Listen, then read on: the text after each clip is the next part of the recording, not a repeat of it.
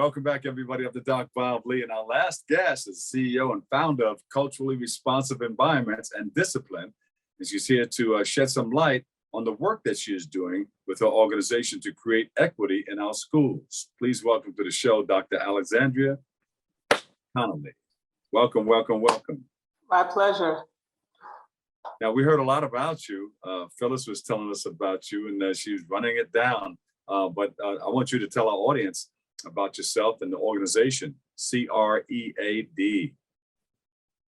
Yes, so I'm the founder and CEO of CREAD because we pack a power punch to dismantling racism in our school districts. So it starts with culturally responsive environments and discipline, because the most harm that we could bring to our young people or to people in general is how we treat them differently, discipline them differently, and do not make them feel inclusive or welcome into an environment.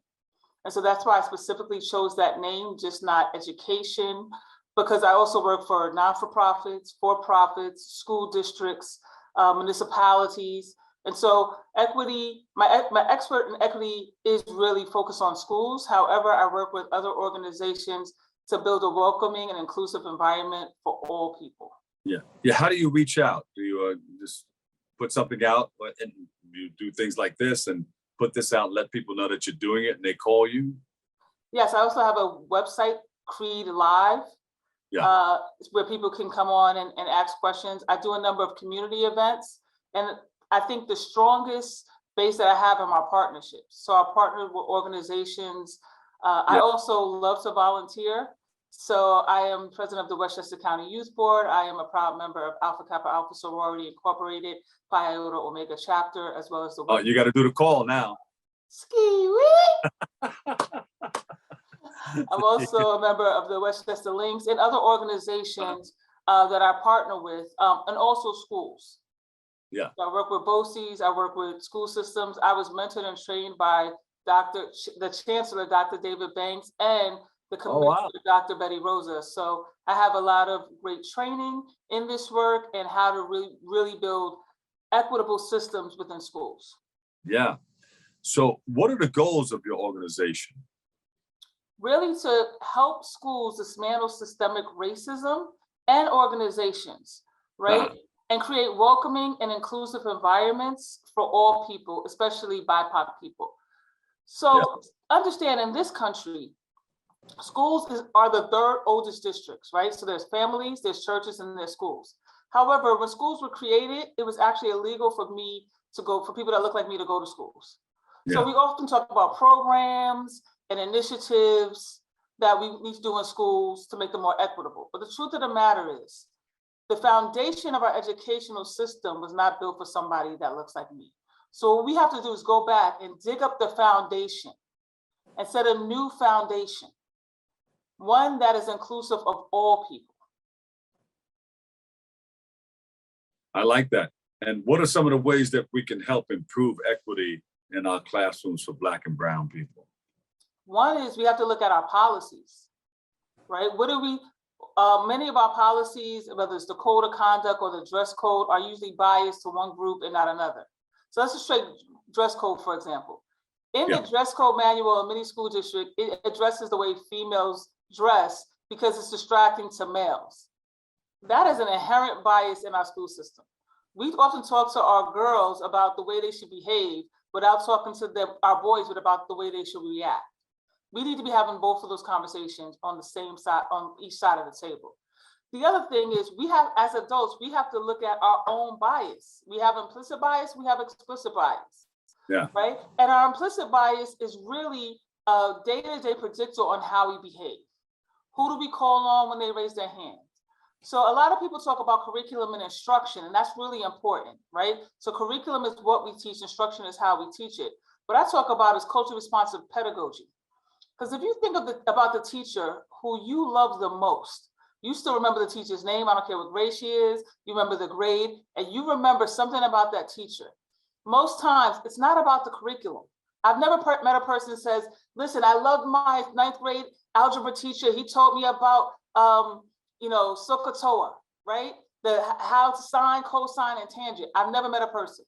It's always how that teacher made you feel like you could do something that you didn't think you could do, push you past your limits, or celebrated you, believed in you.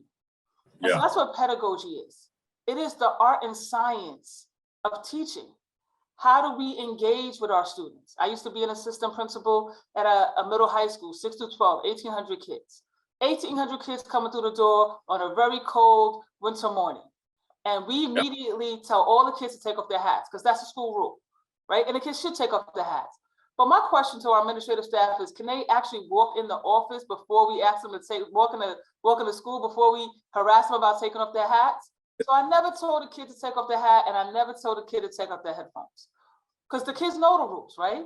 And so the kids would come into the door, and I would say, "That's a nice hat," and the kids say, "I know, Dr. Connally," and take it off. Are those new headphones? You ask me that every single day, Dr. Connally. They're not new headphones. Right? But that's very different than someone walking through the door and saying, "Take off your hat, take off your headphones, take off your hat." Yeah, you let them know that, hey, this is, you know right from wrong. You know you're supposed to take that hat off. But I'm not going to hit you over the head with what you have on your head. But I'm going to remind you that you have your hat on and you know you're supposed to take it off. And also, how many times do we walk into our homes after coming? I live in New York. I've always lived in New York. Cold, snowy day in New York. I do not often walk in my house and immediately, before I take 2 steps in, I take my hat off. That's just not the realistic part of I come in, I warm up a little, I might unzip my coat, right? It takes me a while. If my house is cold, it takes me a while. But immediately, these kids come out of a very cold environment and we say, "Take off your hat. Take off your hat." Nobody wants to be spoken to like that. And most adults, if you spoke to them like that, will call you disrespectful. And if you spoke to them like that before they have their breakfast, where most of our kids come to school to have their breakfast, right? If you talk to me before I have my coffee, I may not be responsible for my actions. I have a t-shirt that says that. But yet, before kids even get their breakfast, we're attacking them at the door. After they've had to deal with all of the other issues with coming to school. Who doesn't want to sit with them on the train? Who didn't hold the elevator for them in their building? How they went to go get breakfast and somebody's following them down the store. All of that happens before they come to the school building. So when they come to the school building, the first thing we should do is to reaffirm that we want you here, because society all the way to school has told them we don't want you here. So where can we see you teach this or put this into action? And is there a pamphlet or anything that you send around to the parents and teachers? So I work with a number, like I said, community organizations like Sister to Sister International. We do many webinars. I founded the Rockland Alliance of Black School Educators, so we can inform parents and students. So the work that I do within schools, I do within schools, but then there's another community engagement section that I do with parents and community and community organizations. And those also can be found on my website at creedlive.com. Creedlive.com. Creedlive.com. That's where we go for the rest of that information, right? Yes. I'm also on Facebook at Dr. Alexandria Connally, IG at Alexandria Connally, and Twitter at Dr. Connally. So you can follow me on all those social media websites. Dr. Alexandria Connally, CEO and founder, Culturally Responsive Environments and Discipline. Thank you, thank you, thank you. My pleasure. We appreciate you. And you got to come back again and share more. I like it. I like it. Because people need to know. So we like what you're doing. Thank you. Thank you. Thank you so much. All right. That about does it for what we're doing here. Until next time, thank you for letting me share in this space and time with you. I'm the Dr. Bob Lee, and I'll catch you over 107.5 WBLS. Always remember this: what you are is God's gift to you, and what you make of yourself is your gift to God. So choose your choice. Let your choice control the choose. And remember, whether you say you can or you can't, either way, you're right. For all of us here at BronxNet, have a great and enjoyable day. We love you all. Peace.